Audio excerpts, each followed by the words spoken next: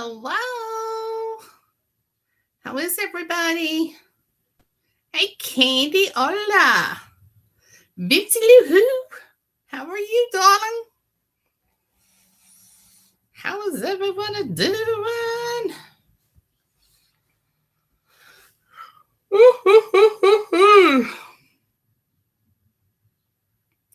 It's been a sprinkling here. Well, it rained a little bit, but nothing to write home about. Stormed all around us, but it cooled off to like 75 degrees with a breeze. So nice. So nice. It's going to be good. Stalker under the mistletoe. I have to move my light. I have to think about that one. I may have to move it over some. It's like I'm one-sided. Eventually, I want to get my camera mounted on my computer. Hey, Teddy, long time no see. How are you, darling?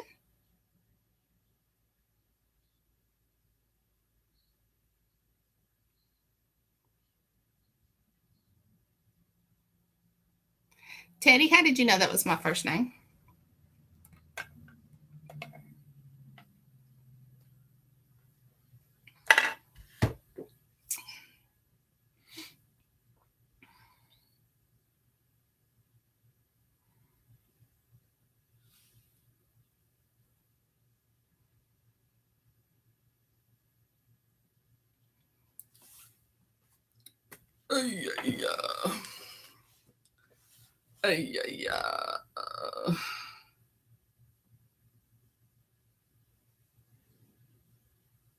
Oh, now she tells me.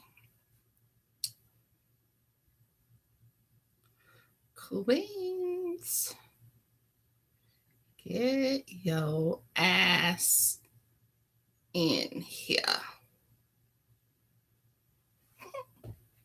Give you $5 to tell me who I was just talking about. I was like, get your ass in here. She's on her way. I want to know how Teddy knew that was my first name. Hey, Brandi, how are you, darling?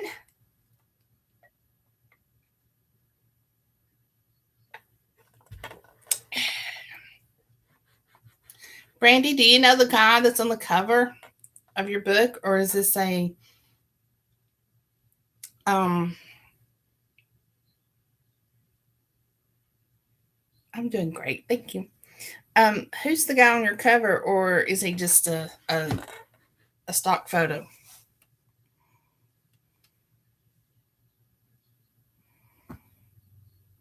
He's pretty sexy. Photo stock, okay. Kind of figured, but I thought I'd ask.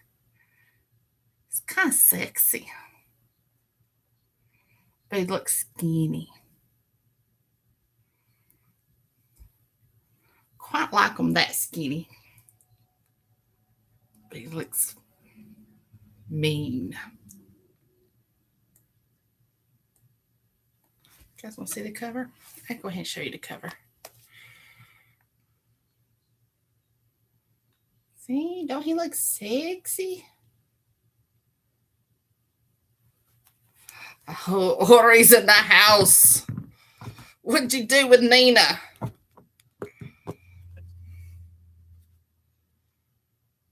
Yeah, I should have enough to.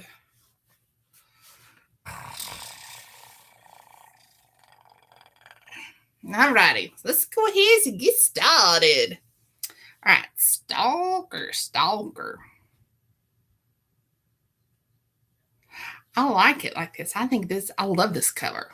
I love this cover. You did good.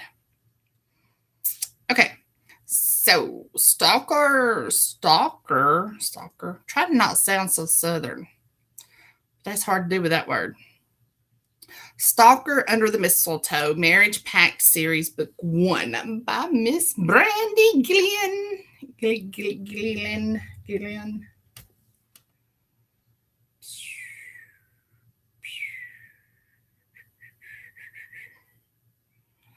Chapter 1.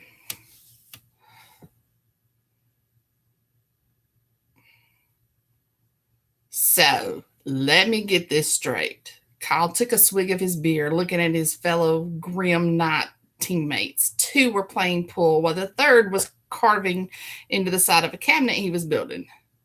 You three grew up as brothers from other mothers, joined the Marines together, and all three managed to become Marine recon at some point. Served together off and on. Am I on track so far? He looked at the three Marines in questions. Ooh, probably should have read this some a little ahead of time. It's going to have a lot of male characters in it, Miss Vincy.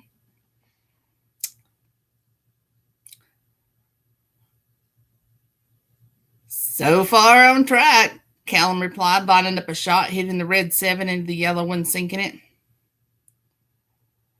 All right, so all three of you have sisters.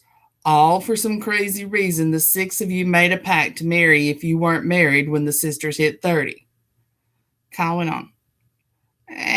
Partly correct, Clark replied, then snorted when Lysander scratched. He lined up and sank the 8-ball, winning the game. Loser racks 'em, Lysander. Lysander rolled his eyes and huffed good-naturedly before setting the table up for the next game.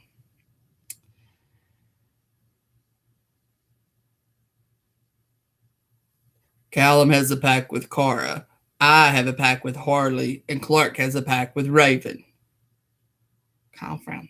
That's what I said.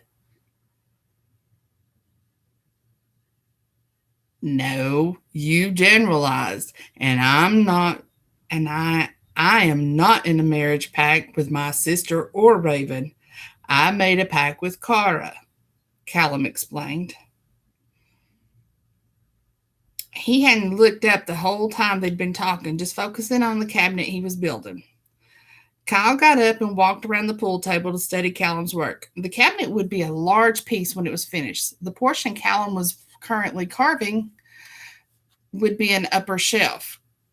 The carving was an intricate design of scenes from fairy tales with what looked like superheroes. That looks great. What do you do with the pieces you make? Kyle asked. This is going to Cara, was all Callum would say. Confused, Kyle asked, fairy tales and superheroes? Not something he would expect for a grown woman. She's in love with fairy tales and superheroes. Has been since she was knee-high to a grass... Oh, it's Clark. Sorry. She's in love with fairy tales and superheroes. Has been since she was knee-high to a grasshopper, Clark answered instead. Most of his pieces go to family or friends, Lysander added, then grinned at Callum and added, and most of those pieces have been sent to Cara. Callum rolled his eyes, the tips of his ears going red. He threw his dust rag at Lysander, smacking him in his face when he started laughing at his embarrassment. Lysander sputtered, spitting out a bit of sawdust. Worth the dust in the mouth just to get a reaction. Clark snorted, sinking the 8-ball. He turned and glared at Lysander.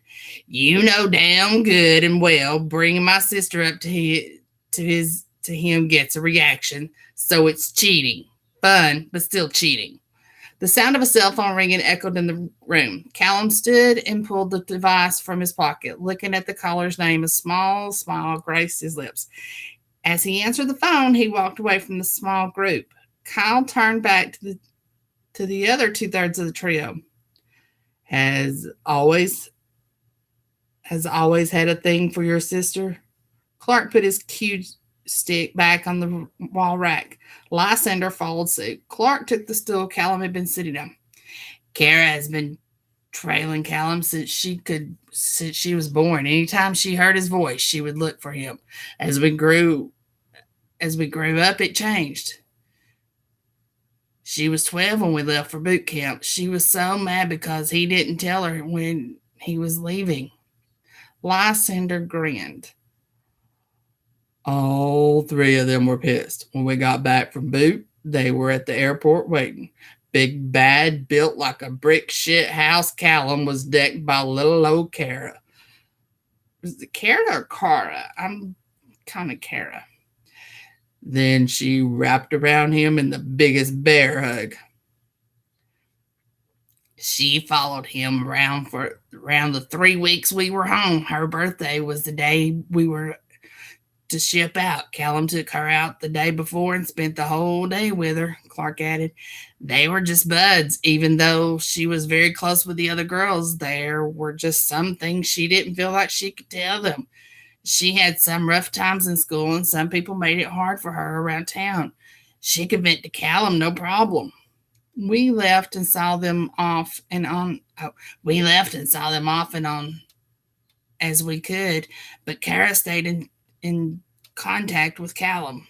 Lysander lowered his voice and added, he lost several girlfriends because he'd take Kara's call or respond to her quicker in a text or email. Or if we were deployed, he would use his call on Kara. She made sure she was with our families most of the time, though, so he'd get to talk to more of our loved ones. Damn, that sounds epic right there, Kyle said. He glanced over at the bear of a man they were talking about, smiling softly while talking on the phone. So that must be Kara on the phone, he mused. Clark grinned. Yeah, that's his Kara smile. He doesn't even realize how gone on her he is. The cabinet he is carving for her. She mentioned in passing that she needed more storage in her home office, so he decided to make her a cabinet. The fairy tale with the superheroes acting it out theme is because she loves fairy tales and superheroes. She has every version of a fairy tale she can get, no matter how obscure a story is. And don't get me started on her superhero collection. Incredulous Cal asked, and you don't mind your best friend going for your sister? No, why should I? Callum is the best man for her, Clark replied easily. He grabbed the broom Callum kept nearby and started cleaning up wood shavings. Not Lysander, not trying to cause problems. I'm just curious. Kyle was quick to assure. Lysander snorted out a laugh. No, I've always seen her like a kid sister. We'd likely kill each other within the first month of marriage. No, I'm after Harley. Callum came back over. Sorry, Kara needed to bat around a scene, and the girls are sleeping. Scene? Kyle asked. She's an author. She had 10 books to her name and counting. She writes the Shadow Moon series. Callum answered proudly. Chapter 2. Jackie's in the house. Cara, fine. Should have did it with a C instead of a K then. I'm just giving you a hard time. Cara types furiously at her desk, her deadline looming. She slammed her hands on the keyboard, frowning. She reread the scene over and over. She'd been stuck on the same scene for 3 days now, and nothing seemed to be working. Damn it! She snapped, pressing hard on her backspace. Going back to the start of the chapter, she started again. A quick knock on her office door drew her attention. It opened. One of her best friends and roommates, Raven, entered and frowned, and a frown graced her face.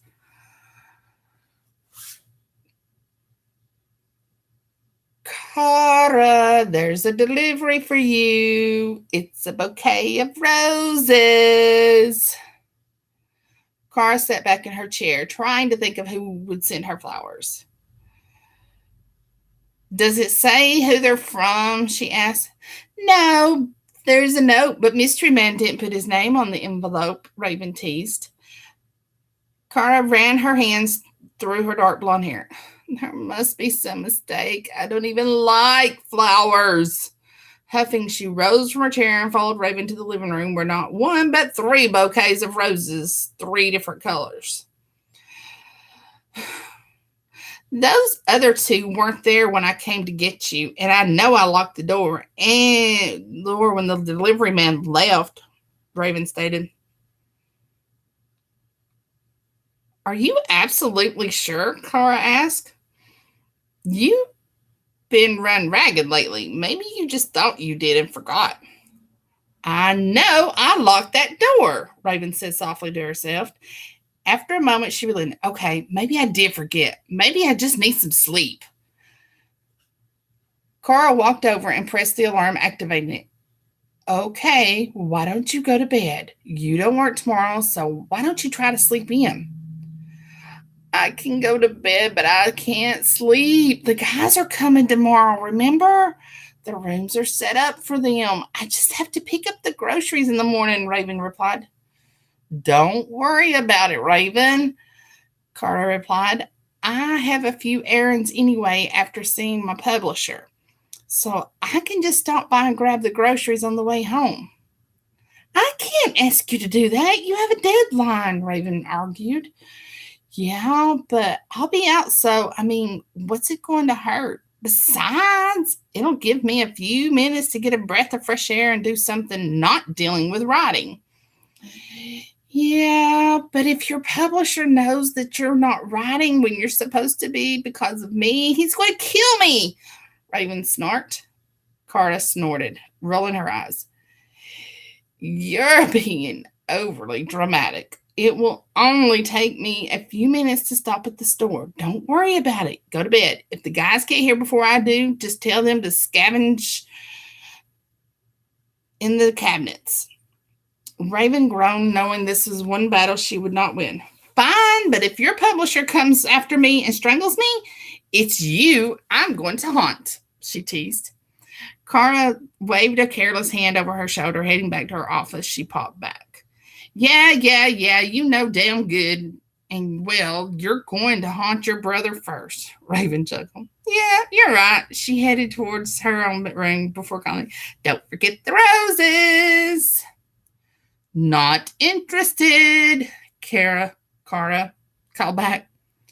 At least read the card. It could be a reader, Raven countered, shutting her bedroom door. Cara groaned. Her office was so close, but she couldn't ignore a possible reader's gift. Turning back, she hurried back to the living room and checked the roses for a card. Finally, she found it stuck in the vase of pink roses. Opening the envelope, she pulled out the card. Oh, so you don't say hi to me? Fine then, Jackie. Be that way. Cara, you are my favorite author. I dream of your work. I lust for your words. Please accept these roses as a gift of my appreciation. Pink for admiration as I admire your work, your gift of words. Yellow for the joy your work brings into my life. Red for the love of you as my favorite author. Sincerely, Sin. Cara frowned. Feeling a bit uncomfortable, she took the roses to the kitchen. Nina, do you think that Santa Rose and Ryan and Nick know that Sin is sending somebody else flowers? Brandi, does Raimi know about this? Cara frowned, feeling a bit uncomfortable. She took the roses to the kitchen. She was just tossing them in the trash when her roommate and best friend came into the room. Harley was still in her pajamas of tiny shorts and a slinky spaghetti strap. Her long brown hair was in a curly mess around her head, proving she'd just rose from sleep. She was covering a yawn and staggered sleepily toward the coffee maker. Pressing the button, she all but wrapped her arms around the machine as it slowly filled. Looking for your lifeblood, Harley? Cara asked. Harley looked over at Cara. She shoved her messy black hair out of her face. Sorry, y'all. This was an art copy, I think, or a beta copy. So it's not all her messy brown hair out of her face. Morning to you too, Cara. Noticing what Cara was doing, she tilted her head and asked, don't you stay in your Q&A to readers you don't like flowers? You'd think they'd be more careful not to send you something you're allergic to. Cara shrugged. I do, but flowers are popular to send as favors, so I guess it's easy to overlook. She held out the card that had been sent with them. This bunch includes a creepy note. Harley came over and took the note, squinting through tired eyes as she quickly read through the short message. This is very creepy. She looked up at Kara. Is this the first one you've received? Kara nodded. Yeah, I'll stop by the florist tomorrow and have them refuse delivery for our address. Harley set the card on the counter and returned the coffee maker and set about making her drink. Can you do that? Kara shrugged. I don't see why not. Kara took the card and headed toward her office. If you need anything while I'm out tomorrow, leave a note on the fridge. Hey, if you get something like that again, let us know, all right? Harley requested. Kara smiled at Harley. I'll let you know. Leaving her with her coffee, Kara headed back to her office for a late night of writing. The blaring of her alarm is the only reason Kara was up and at the ungodly hour of 8 a.m. She didn't even make it to bed. Instead, she fell asleep on the couch in her office where she'd stretched out with her laptop to write. She'd finally made it past the scene and wrote through the night and into the early morning hours. The last time she looked at the clock, it had been around 3. Closing her laptop, she set it aside and sat up. Listening, she tried to hear if Raven or Harley were up. She was still a bit unsettled about the roses and card from last night. Shaking it off, she got up and headed into the living room. She could smell coffee and bacon, a sure sign Harley was still up. She followed her nose toward the kitchen. As she got closer, she could hear Harley arguing with someone. When she came in, Harley had her laptop up and was arguing with a group of guys. Raven was nearby with a notebook and a pen. Kara stayed quiet, used to this by now, and took the chair with a plate of steaming food in front of it that Raven motioned to. She grinned when Raven rolled her eyes at the chatter going on from the laptop.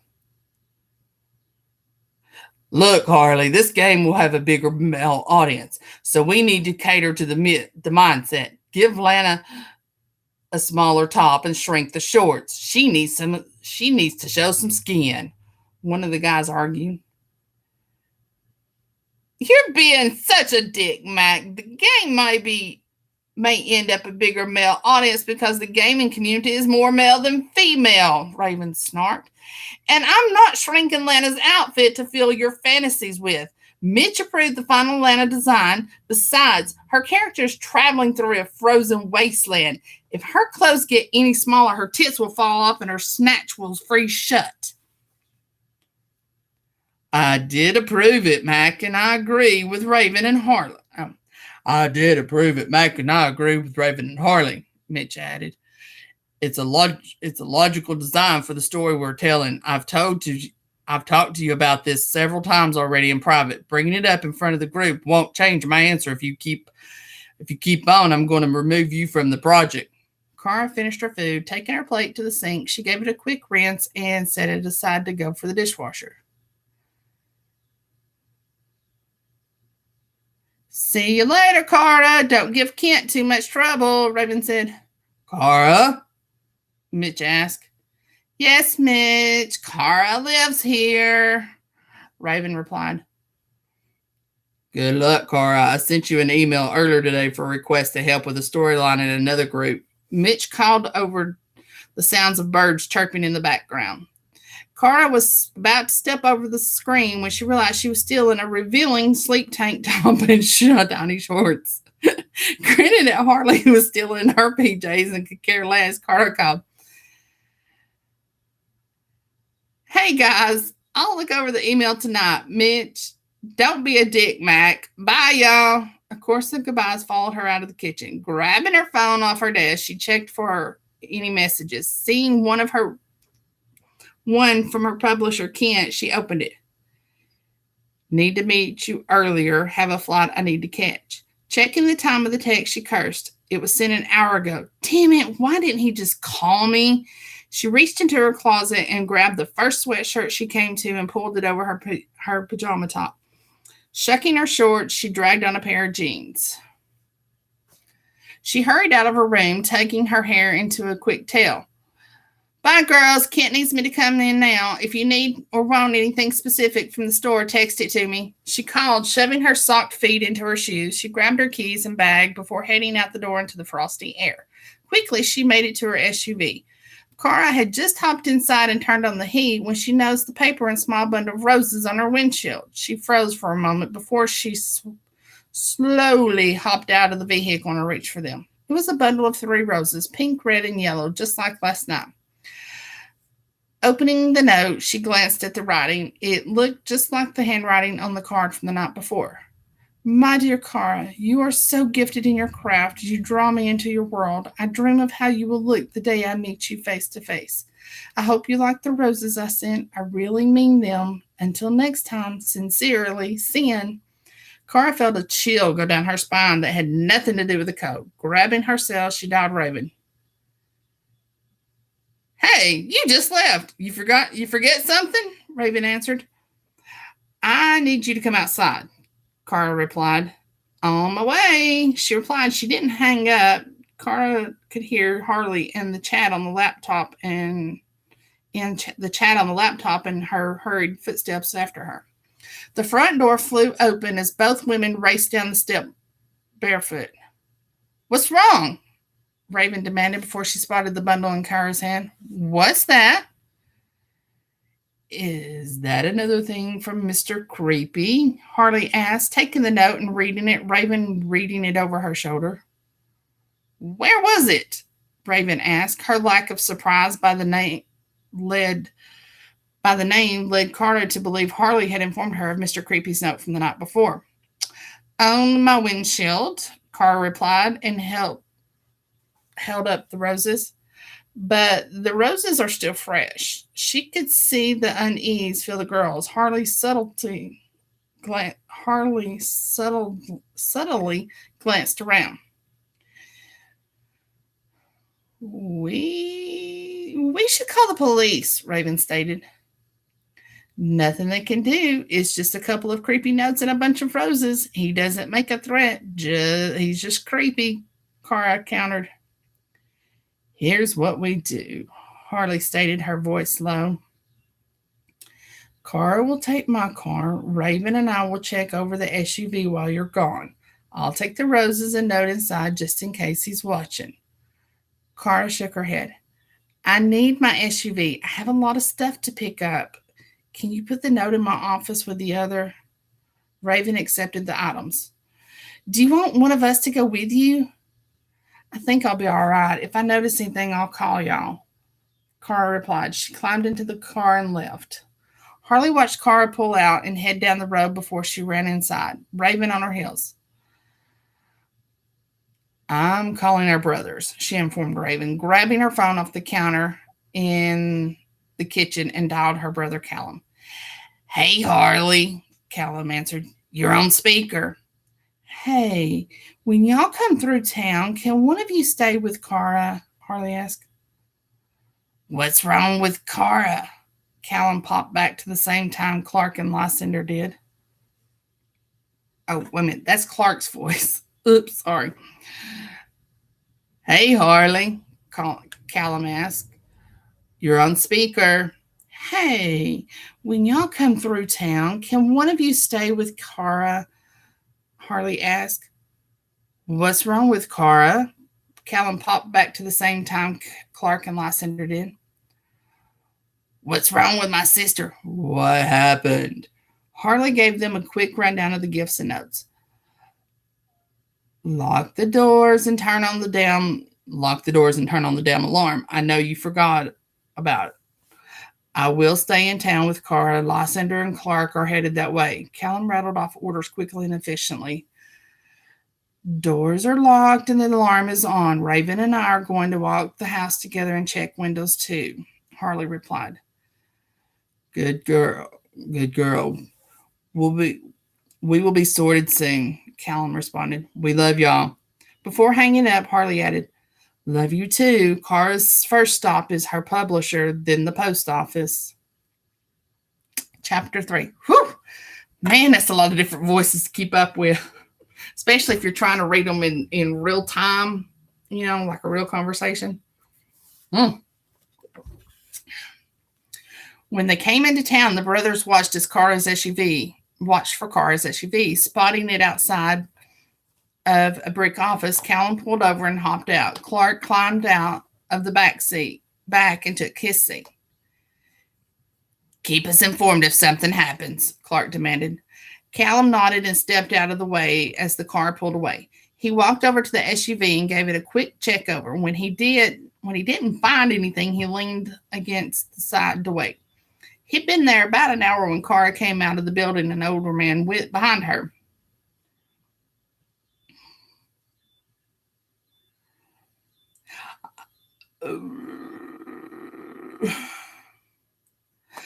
I'll get the manuscript to you by next week, hopefully. Have a good trip, Kent. She called back. She called over her shoulder. Kent waved, heading to his own car. Hey, sweet woman, Callum called. Cara snapped forward, a huge grin on her face. Callum, she shouted and ran to him, jumping in his arms. What are you doing here? I thought you were going to the house.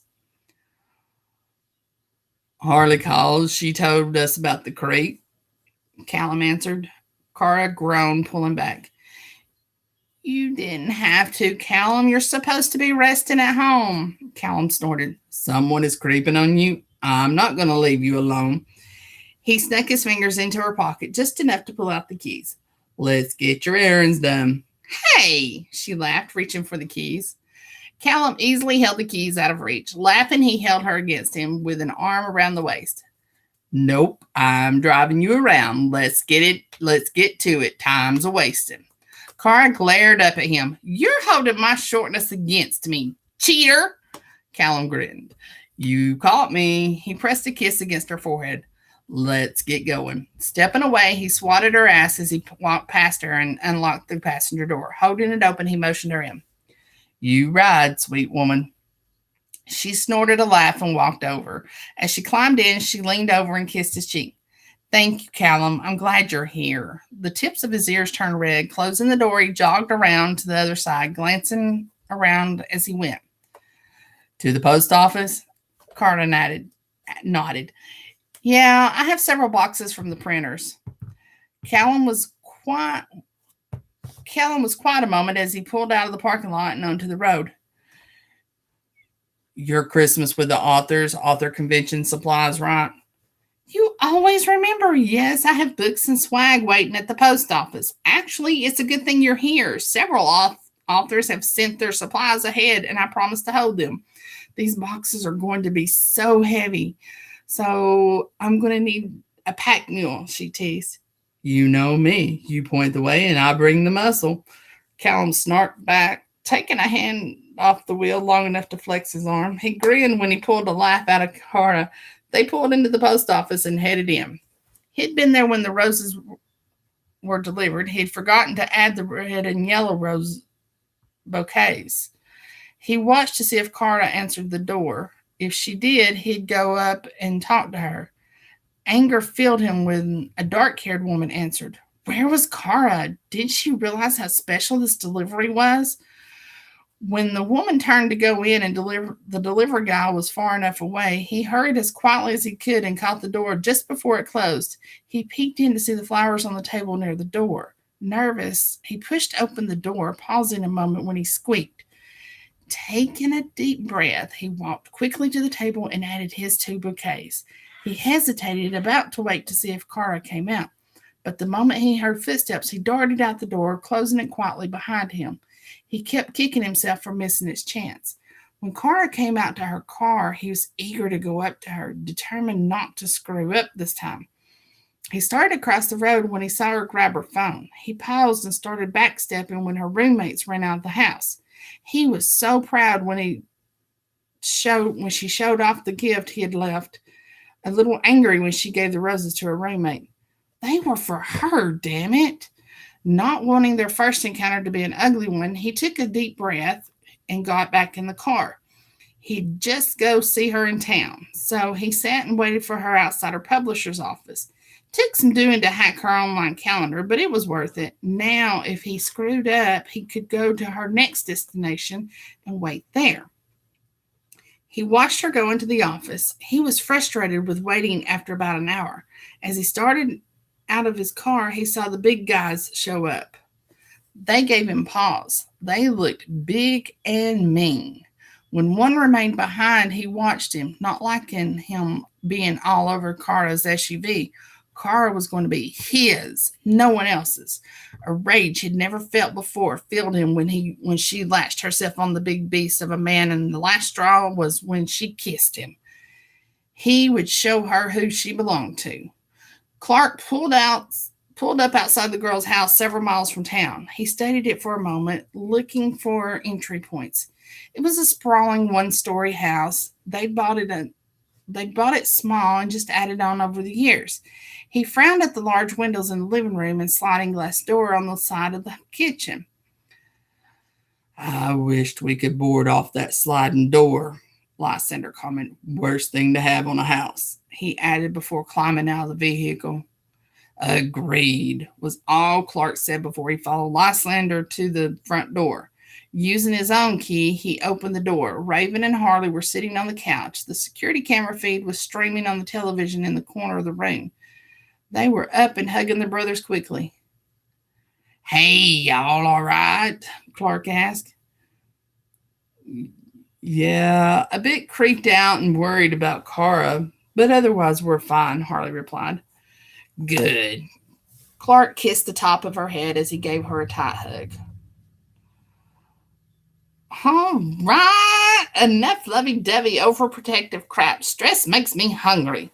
I'm making sandwiches. Let's chat in the kitchen, Raven ordered, leading the small group to the kitchen. She set about getting sandwich makings from the fridge as Harley flipped the small television on in the corner, turning the security feed on.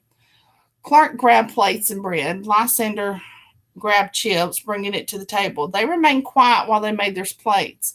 When they were settled, Clark broke the silence. Y'all notice anything weird in the last few days, weeks? Crank calls, hang-ups, noise outside, anything? Raven shook her head, swallowing her bite of sandwich. She added, Nothing. Kara's been holed up in her office most of the week, and we've not seen or heard anything. Last night was the first time anything has come to the house, actually. Kara's real careful about reader mail going to her P.O. box in town.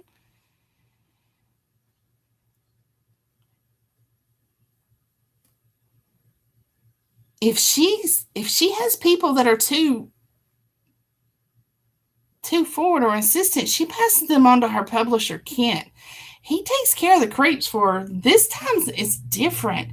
It wasn't an email or social media message. They hit her at home, Raven added, then touching her finger to her chin, she looked thoughtful.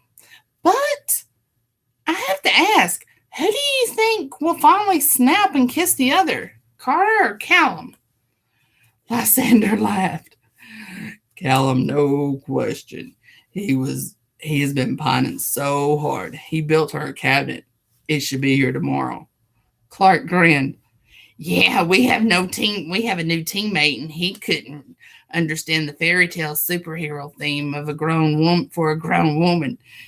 She called when we were talking to him, and he has that smile on his face that he gets when she calls. Raven snorted. Cara has it too. I swear, if I didn't know these two better, I'd swear they were married. Clark shrugged. Unless something drastic happens, they soon will be. Shocked but excited, Raven jumped up, her chair falling to the floor.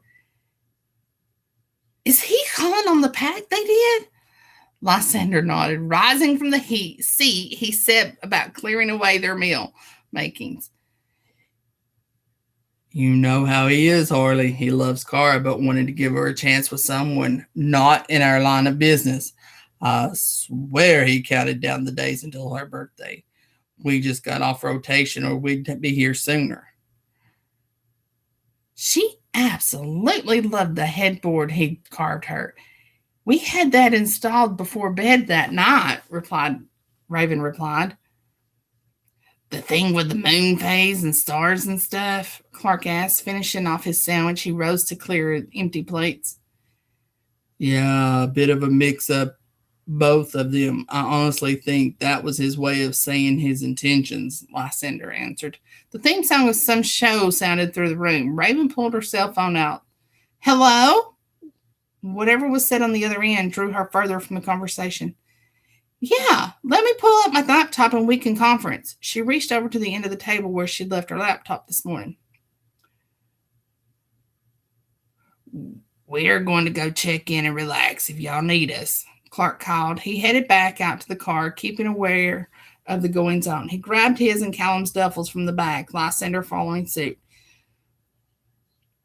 We need to see if Carr minds if we check our emails as of late. Kyle can check her incoming call records and go through their security feed. I'll go through it as well. 2 eyes better than one, Clark informed Lysander. Lysander nodded.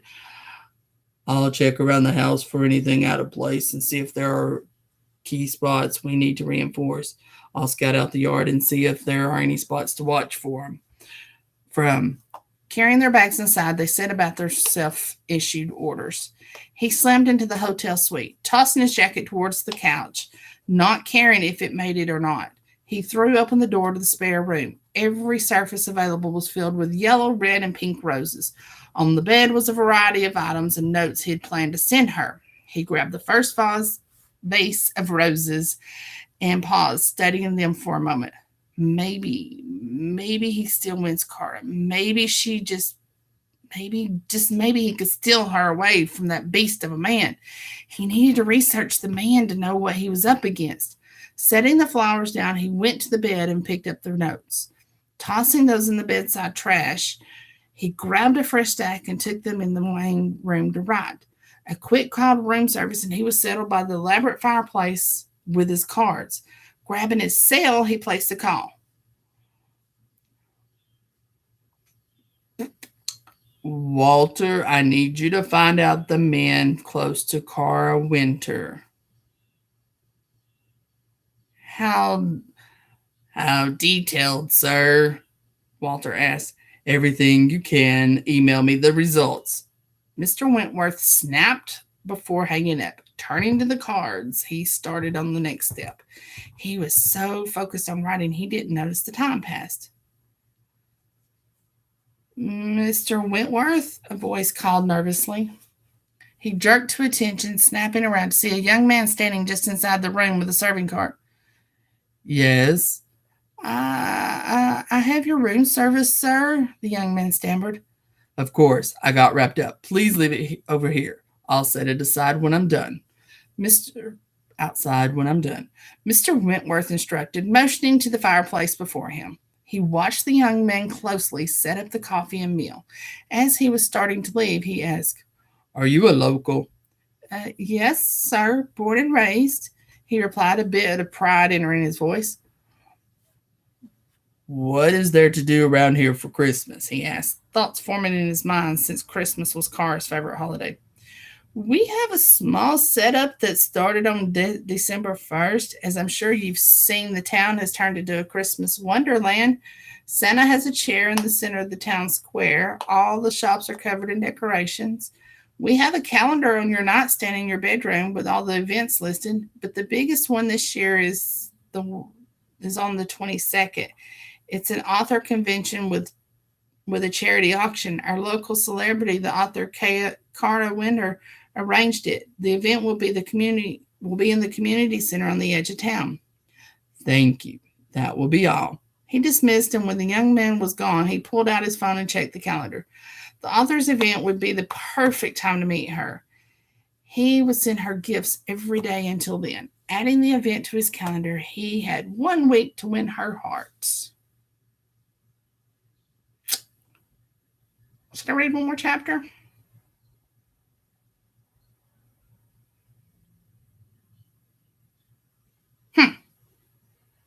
Oh, hi, Olivia.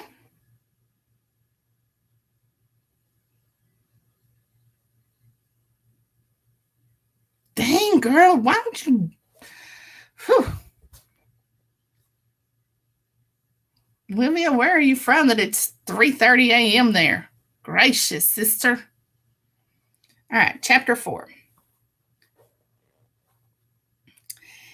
It was late afternoon when Cara and Callum made it back to the house. Grabbing some of the groceries, they entered into chaos. Boxes of Christmas decorations were scattered everywhere. Lysander was hanging garland along the walls of the living room. Raven was standing on a stepladder, hanging decorations in the windows. Clark using the excuse of Spotter to hold her waist. Harley came down the hall, more boxes piled in her arms as she called, "I found the lights!" Actually, Harley's voice is deeper.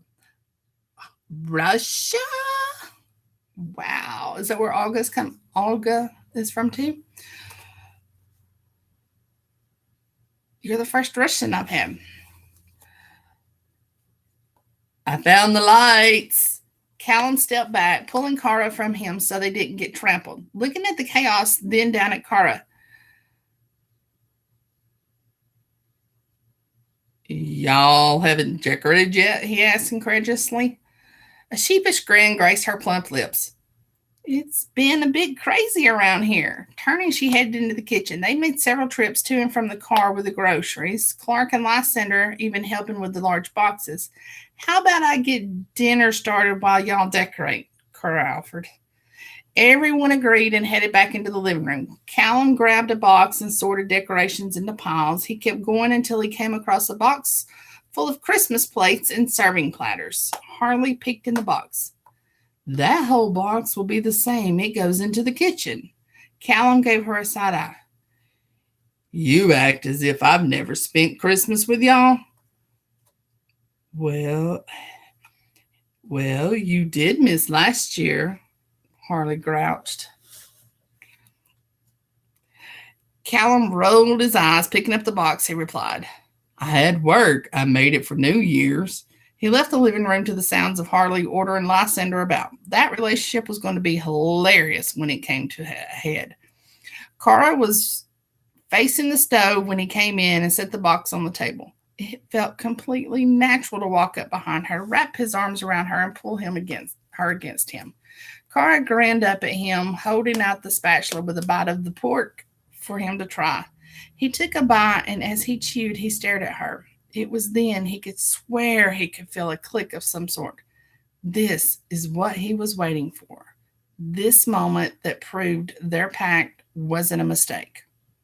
Well, Cara asked, breaking the trance he was in. Instead of answering, Callum leaned down and caught her mouth in a gentle kiss. He started to pull back when Cara let out a breathy little sigh, her fingers threading through his hair, holding him closer. Turning her in his arms, he cupped her cheek with one hand, the other still wrapped around her. He pressed his lips to hers once, twice, before slotting their mouths together. He dragged his tongue along her bottom lip, teasing another little gasp from her. And the hand she had on his back fisted in his shirt, pulling tight. Is something burning? Cara pulled away enough for Callum to reach for the pan and move it off the eye. It's about damn time, Lysander snarked from the doorway. Leaning back, he called the living room. No worries, they were busy kissing. Their replies echoed Lysander's first remark. Cara rolled her eyes. Yeah, dinner is just about ready. Y'all get cleaned up. Callum released her, going to the sink. He washed up. He started to speak when his phone rang. Damn it, he growled, pulling the offending item from his pocket. What? Whoa, bad timing, big guy, Kyle asked. No, he replied. Taking a deep breath, he went on. What have you got? I didn't find anything in Cara's incoming email. No unusual phone calls, deliveries, or packages until last night. I contacted the florist. They remembered it was a man. He was dressed nicely, unremarkable features, plain looking, brown hair, dark eyes. The clerk was sure they would recognize him in a crowd, though. The guy bought all their red, pink, and their pink, red, and yellow roses. I called around, and the other two florists reported the same purchase. Do Do any of them have a record of the delivery? Callum asked. By this time, the others were in the kitchen, quietly setting the table while listening to the conversation the best they could. He flicked his phone on speaker. Your own speaker. Everyone is here. No censoring. Kyle carried on.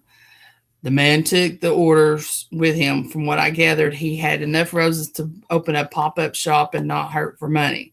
I checked the local hotels for any new check-ins. They said something about a signing. Between the 3 hotels and 2 beds and breakfast, there were 50 new clients over the last week. Based on credit card records, hotel records, and the security cameras, 3 of them are personal assistants for authors that are coming. 3 of them are having an affair based on the re-interaction with the people they take up to their rooms that are not their spouses. 2 of them having an affair together. I saw a bit more of that pair than I needed to. The rest are here for the celebrations, business, or family. Can you tie any of them to the roses purchase? Lysander asked. No, the man paid in cash, Kyle replied. Clark frowned. Did you find anything on the security feed from the house? I have it going right now. Nothing to begin with. Nothing but the girls coming and going. By the way, Cara, you really need to get out more. You've barely left the house in the last 6 weeks, Kyle started, ignoring Cara's snarky great, another one, he went on. About 3 days before the rose delivery, a man started standing in the tree line across the road. Fucking shit, he was in the house. What? Several of them shouted. The rose delivery. You weren't sleep deprived, Raven. The rose delivery. You weren't sleep deprived, Raven, Cara exclaimed. But why didn't he do anything? I mean, I don't want him to, but he had the perfect opportunity, Harley questioned. A number of reasons, really. He could have been nervous. Maybe it wasn't the right time. Based on the notes he's already sent, it sounded like he was hyping himself up, Kyle answered. Did you compare his first appearance at the house with people coming into the hotels or bed and breakfast, Callum asked. Yes, I compared the timing with check-ins up to 3 days before he started showing up at the house. It narrowed down to 20. 5 of those are leaving today. 3 are here visiting family. 3 are females, so that leaves 9. Too many. Kyle, I want you here. Cara has a convention in a few days. One more set of eyes would be greatly appreciated, Callum stated.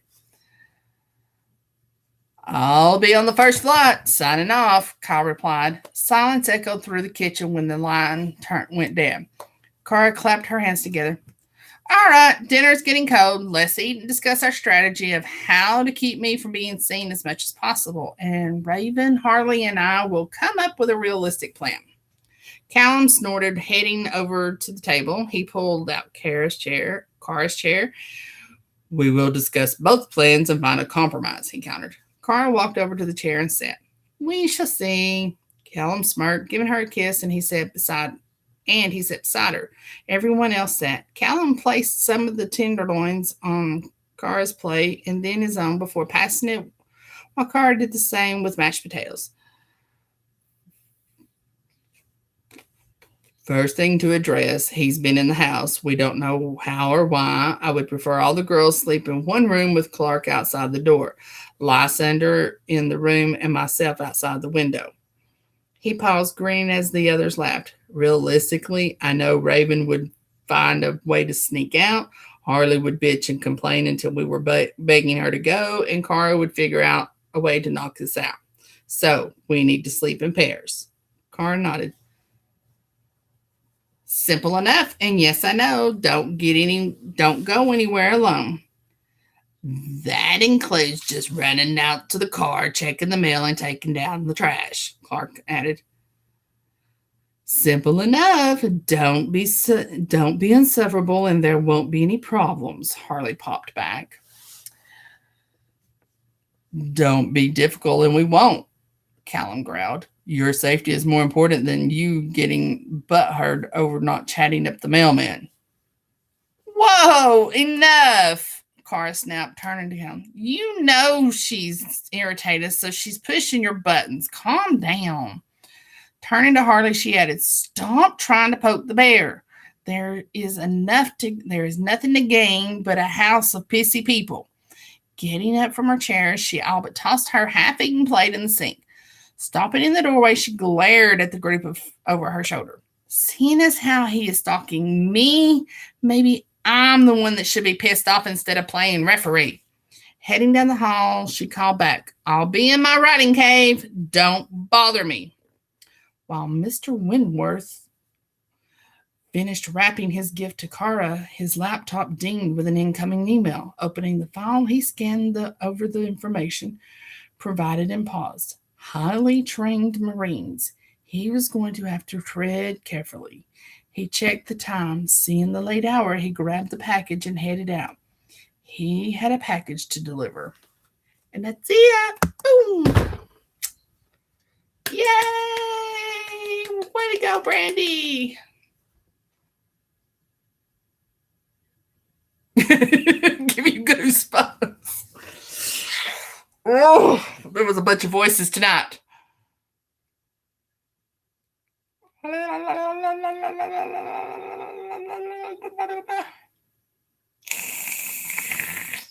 You're welcome. You're welcome. So let everybody know where to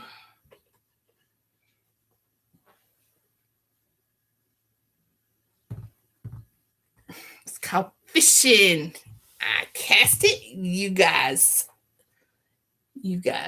get hooked and I set it and you go buy it. That's how we sell books. That's how we sell books. It's called fishing. Alrighty. Now then, Brandi, can you tell us where, how, why, when, and how much, all that good stuff? Tomorrow night, Goldilocks and the Three Bears, book number 2 by Miss Pebbles Lagasse. Yay! So, for those that don't know, tomorrow night, if you're coming to listen, you will need your hot flash kits. I ain't even opened the book up yet, and I know that. All right, Amazon, $1.99. Is it on KU? And it's already up for sale. Yay! Please buy the book and review, says Ori. Definitely. All righty, everybody. I dropped my ball. Okay. So if there's nothing else, I'm going to let you ladies go. Not KU. Okay, Brandi says not KU. I don't ever know. I always ask because you never know. $1.99, cheap enough. Go buy it and enjoy. All right, ladies. Oh, Barnes & Noble too. There you go. All right, ladies. Have a great evening and happy reading. See you here tomorrow night. Same time, same place.